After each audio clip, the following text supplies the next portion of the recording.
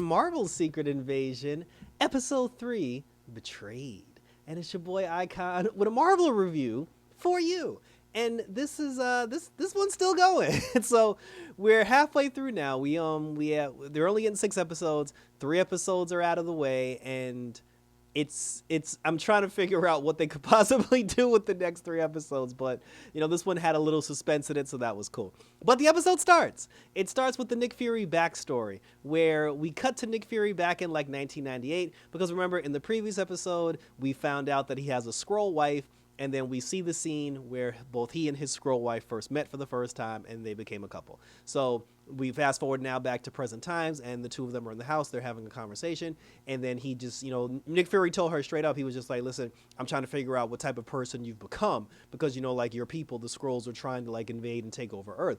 And then she was just like, "You want to know, what kind of woman I become?" She said that I mourned your death and wept on your pillow when the Thanos snap happened and you disappeared for 5 years. And then she said, when you came back, after everybody came back, she said, instead of coming back for you and me to reconcile and build our relationship, she said, you basically dipped on me again and flew up to outer space and disappeared for 5 more years. And then she's like, the difference between the Thanos snap and you going into outer space is that you chose outer space, motherfucker. So she made, and to be honest with you, like, that's facts. That's straight up facts. So she's a little bitter, and she has the right to be, because it's not like it's not like he stuck around.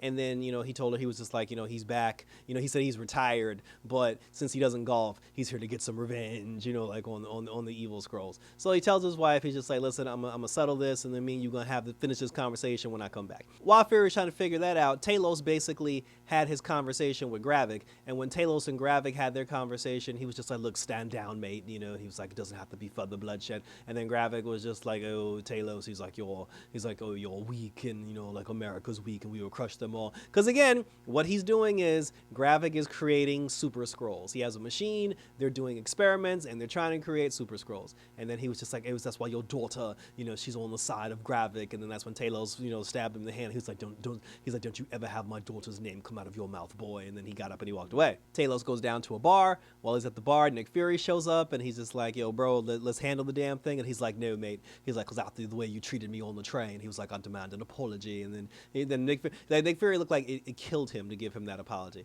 And he was just like, I'm sorry, Talos. He was like, you the man, and I need your help. So then, he did the JOB, and then they got in the car, and then they went to go find a man named Bob. And then they called the nice British lady that I like, and then she gave him the information, and she was just like, oh, here's the... And then she wanted an apology, too, because she was just like, oh, you bugged my owl. And then she was just like, oh, here's the information that you need. Some guy named Bob, who has access to all the nuclear codes and whatnot. So both Talos and Fury, they go down to Bob's house, because Bob was one of the people who was impersonated by a Skrull. He's actually like at Skrull headquarters. They can steal his memories and everything, and a Skrull transformed into him, and he's using Bob to start an all-out war, because they were going to launch nuclear missiles or something on UN-1, which I guess is where the Prime Minister is. So they're trying to stop, like Nick Fury and Talos are trying to stop the launch. They break into Bob's house, they knock out his son, they run up on Bob, and then the whole time they run up on Bob, Bob's just like, oh, Talos, you're a traitor, you're weak. And he was like, oh, you're a traitor to the cause, and we're going to get bloodshed, for our people. And then Talos, like, he's still on the side of Nick Fury and everything, and he's just like, oh, tell us the code, so we can stop the nuclear launch. So meanwhile, like, there's a submarine that's in the ocean, and they're ready to fire on UN-1. But Nick Fury and Talos, they're trying to get the abortion. They're trying to get the code to abort the mission, to stop the missiles. But then, because Nick Fury told him, he was just like, why can't you just transform into him and just tell them to stop the thing? And then he was just like, well, I can't, mate, because he's like, there's a secret code that you need, and you got to get the secret code. Talos called his daughter Gaia, and he said, listen, love, he's like, I need your help to get the codes. So she knocked out her own men, went into the basement where they were actually keeping the real Bob, and she probed Bob's memories, and she was able to get the aborted code. So then Talos, he got on the phone, and he was just like, oh, abort the mission, code word Zachary, which is his son. And then they aborted the nuclear codes. He told Gaia, he was just like, yo, get the hell out of there, because he's like, now they'll know you're the one who helped me. So then Gaia, she leaves the compound. She's trying to escape from Skrull headquarters. Come to find out, she was actually good all along. Like, she wasn't a double agent, like trying to set up her dad or whatever. She actually legitimately was helping her dad, and she was on the side of good, you know, like in this particular situation. But then unfortunately, Gravik found out. He ran up on her in the forest, and then he shot her. And I feel like he shot her in the shoulder, because when he shot her, as soon as Gravik pulled the trigger, she kind of like turned.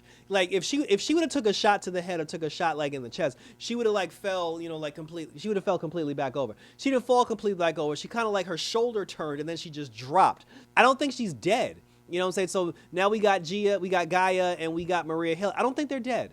And, you know, your boy Gravik just got in the car and just drove off and just left her sitting there on the floor. Like, I swear, like, I don't think she's dead. But, you know, maybe we'll see. We'll see. Like I said, only 3 episodes. Because the thing is, like, the way her character was presented, it would be weird if you killed her in episode 3 when you got a 6-episode arc. So, like I said, and then it's like, why would she be that stupid to not wear, like, a bulletproof vest or something? Anyway, so you know, Gaia is presumably dead, and then Gravik is on his way back to headquarters, you know, to find out the aftermath of stopping the nuclear launch. Talos doesn't know that his daughter is quote-unquote dead yet, and he's still hanging out with Nick Fury, but now that they've stopped the nuclear launch, he's just like, you know, like Fury asked him straight up, he's just like, yo, bro, why are you still here? He was like, yo, your people are trying to take over the Earth. He said, I assume you agree with them, and you want your people to succeed. He's like, why are you still helping me to fight against them?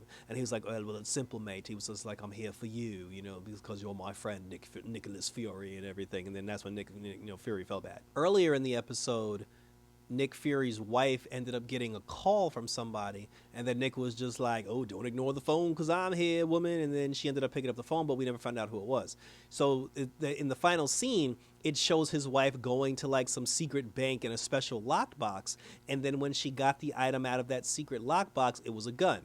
I don't know what significance the gun has. I don't know if this is a Nick Fury gun. I don't know if, like, the way it was presented is that Nick Fury's wife is secretly working for Gravik, and she's working for the quote-unquote Super Skrulls. Like, she's a turncoat, and that's why the episode's called Betrayed, because Nick Fury's wife, well, not only did Gaia betray, you know, Gravik, but we find out that Nick Fury's wife potentially betrayed, you know, him as well. Maybe she's a plant, maybe she's a double agent, I don't know, but it ends, and I don't know the significance of the gun. Like, is this Nick Fury's gun? Is it a gun that has Nick Fury's handprints on it? Was this gun used to kill somebody at some point and they're going to frame him for murder? I don't know. Or maybe it's the gun that Gravik used to kill Maria Hill, quote unquote. I don't know. But the point of that whole scene is that Nick Fury's wife was working for the bad guys. That's how the episode ended, and thank you for tuning in.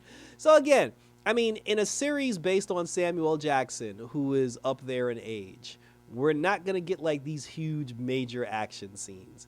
But we did get a suspense action scene, you know, with the whole boat thing and the missile launch. The funny thing is, earlier in the episode when they were showing us 1998 and Nick Fury had met his Skrull wife for the very first time, he's still like gingerly walking around like some old, because it's supposed to be the young Nick Fury, and he's just like, oh, let me just take a seat real quick, and you know, he's just all like gingerly like moving. I'm just like, you CGI'd him, but he's still moving the same way Samuel L. Jackson would move today.